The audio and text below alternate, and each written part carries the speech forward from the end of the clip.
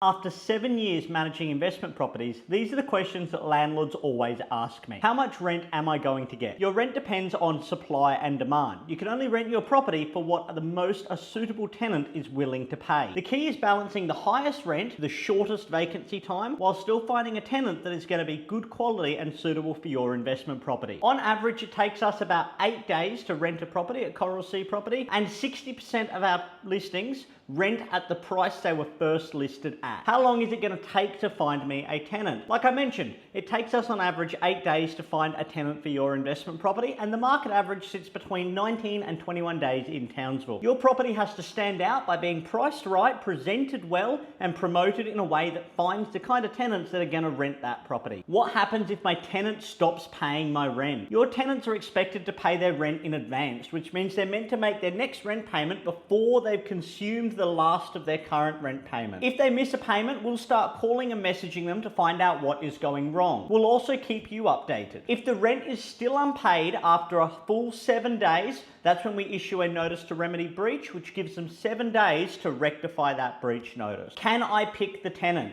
Yes, you can. Once an applicant has passed all of our checks, we can recommend them to you for your final approval. We do ask that you let us know as soon as possible, because we promise applicants will give them an answer within 48 hours of a completed application. How much is maintenance going to cost me for this property? It really depends on the type of property itself. At a minimum, you should budget for annual air conditioning cleaning, an annual pest inspection, and potentially gutter cleaning, depending on if there's trees at the property. Personally, for my own investment properties, I budget about 8 to 10% of the rent going towards maintenance expenses. So what questions do you have as a landlord?